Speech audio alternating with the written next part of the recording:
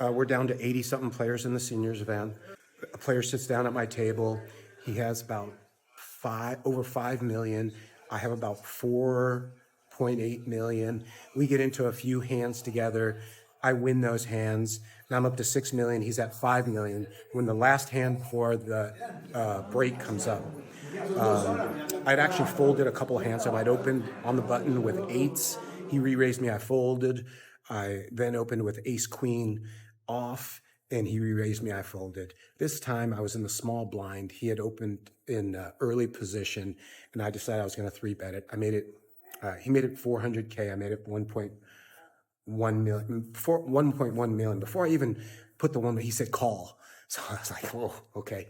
So I left it in there. Flop came 9 high with 2 clubs. I have ace queen of clubs.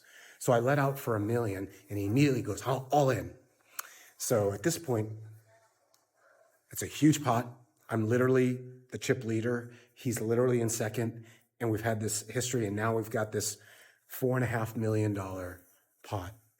And I'm thinking over what to do. I'm getting the right price to call. About 90 seconds goes by, and we're on break, and my opponent goes, call clock on him. So I'm like in orbit now. I'm super pissed because I'm thinking about what to do. And I've been around long enough to where I know this is likely a move with a very strong hand. And while I was almost certainly going to call, now I'm super confused and don't know what to do. So anyway, there's about 4 or 5 players watching the hand. They immediately said, come on, man, this isn't nearly enough time given the situation. The dealer, I don't know him. He immediately stands up and says, floor. Floor comes over. He comes up to the dealer and he says, did he have enough time to act? And the dealer says, yes. All the players immediately start objecting and saying, no, given the situation, he didn't have enough time to act.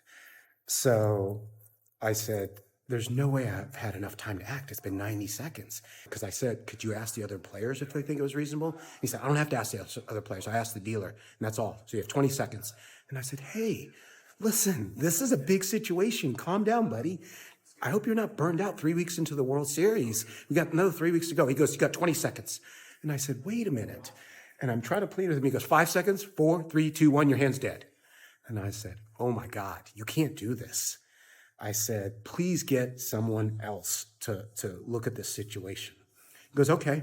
So he goes to get a supervisor or something. And he says, the hand's dead. And he starts screaming at me and saying, get out of this area. The hand's dead. There's nothing to talk.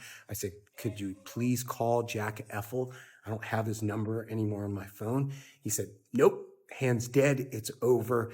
And then he starts being super loud, very close. And he says, get out of here. Get out of here. And I was like, what is wrong with you? And he goes, that's it. You're getting a 1-round penalty too. So I said a few things I shouldn't have said at that point. And he called security over, and he was basically screaming at me, flailing his arms in my face. And I basically was on the edge of losing it. And I ended up just walking away, and I asked him if he could get someone else to review this decision.